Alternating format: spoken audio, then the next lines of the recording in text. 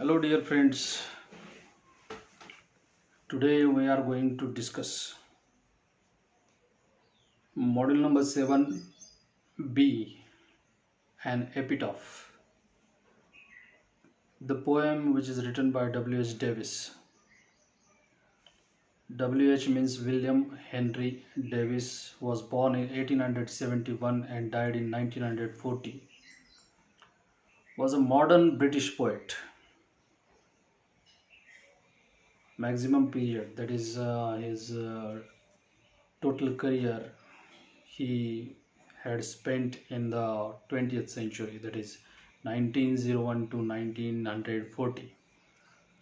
He was born in Monmouthshire in England. He was born in England, belongs to England, and that's why this is a Western poet, British poet. He gathered all the worldly experience and wisdom through his wanderings like tramp. Wanderings like tramp. Tramp means a long walk. He liked to walk, and that's why he enjoyed worldly experience and wisdom through his wandering like tramp. He composed poems about animals and birds. He has written poems on basically animals and birds. His descriptions are uncommon and surprising. Descriptions are uncommon, which are not common. They are uncommon, beyond the common, and surprising. If you read his descriptions, you will be surprised. Such kinds of words are used in his descriptions. They not only entertain the reader but make them introspective. There is no single motto of any poem, that is entertainment. But his poems are not only entertaining the people, but that poems will compel the reader to introspect, that is, think inside the mind. Introvert and extrovert, you might have heard these two words. Introvert means going inside the mind, and extrovert means going outside the world. The inside world and outside world both are different words. And being introvert means going inside the mind of a particular person.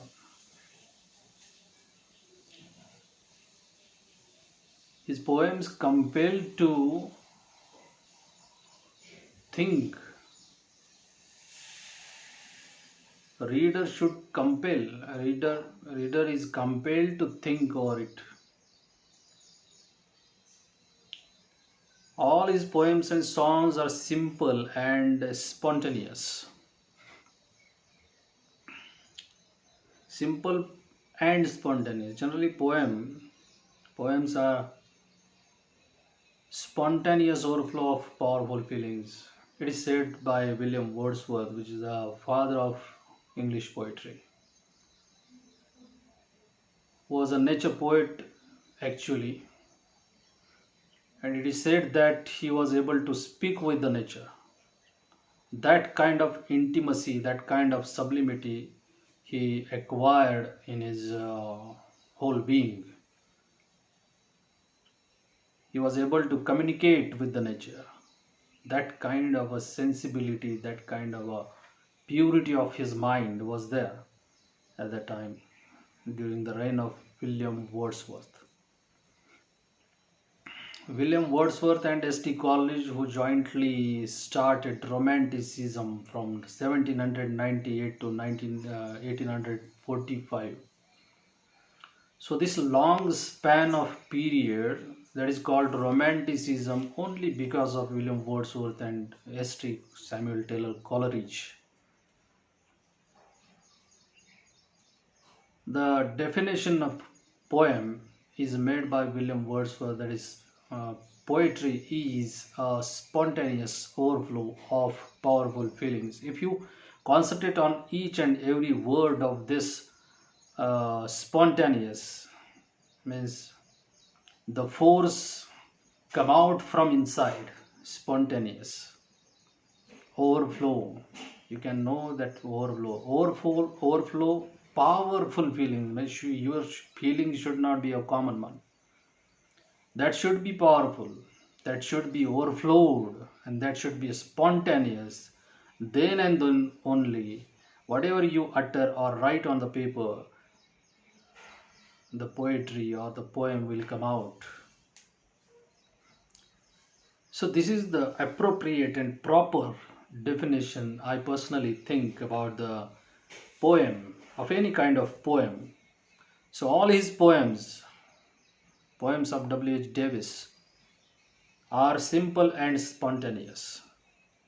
He published 20 volumes of poetry between 1907 and 1938.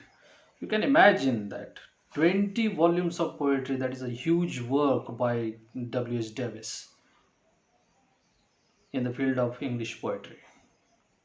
So he is definitely a well-known poet.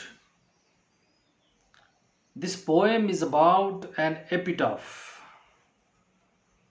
What is epitaph? An epitaph is an inscription on a tomb. You might have known tomb. That is the structure which is created by the relatives of a dead person. That is called a tomb. In Marathi, thadage. After the death of any person, we generally construct a typical kind of a structure after the particular for the particular person who is already dead, in his memory. So this structure is called tomb, and epitaph means whatever we have written on that structure or inscribed on that structure, that is called epitaph. Generally it is a short description of the person buried. The person who is buried there. In Indian culture, Indian tradition, peoples are not buried who are dead. They are burnt. No sign of anything is remained after his death or one's death in Indian culture. But in Western culture, that is especially in Christian culture, the people who died, they are buried somewhere in the crematorium. The particular place is allotted for that cremation. That is the ritual of that dead person is performed in a particular place, that is called crematorium. So the tomb is generally constructed by the Christian people, and some important things or some important lines are inscribed on that tomb in the memory of that particular dead person. It may be a short passage in verse or prose written in the memory of the dead. It may be a short passage or short poem or prose is written or inscribed on that particular tomb. This poem describes the epitaph inscribed on a tomb of one good man. This poem is, now you can understand in a very simple way that epitaph means inscription on a tomb of a dead person. So this poem is an inscription of a very good person has already died, who is already died. This poem describes the epitaph inscribed on the tomb of a good man. The total poem is about the good things of that dead good person. The details like his name, country, race, religion, details of birth, or any other details are not given. Means even we are unable to know his name, his country, his race, his religion, details about his birth date. All these are not given here on his tomb, or all these are not inscribed on his tomb. This poem is about one good man who is a representative of a common man, except his introspective nature.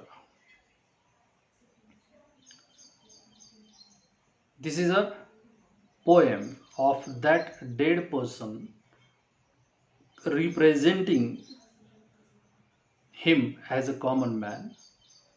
At the same time, his introspection, self observation, we can call it introspection, introspective nature. He usually observes himself whenever he faces many kinds of incidences in our life, in his life. The poet attempts to convey the message that we all possess minimum goodness for which we are remembered and occasionally benefited. What W.H. Davies wants to convey is that each and every person has goodness in him, and that person is generally identified by the society for his goodness only. So this goodness gives sometimes benefit to that person also. We are not recognized by our bad deeds or ill deeds. We are recognized by our good behavior, good manners, good talking, and all these things. So this is a brief introduction of an epitaph. You may understood this introduction and about the poem, what exactly an epitaph is, and for uh, whom the poem is written. We will discuss in detail in my next video whole the poem. Poem is not too much long. There are hardly 16 or 20 line poem that we will see in my next video. Till then, thank you.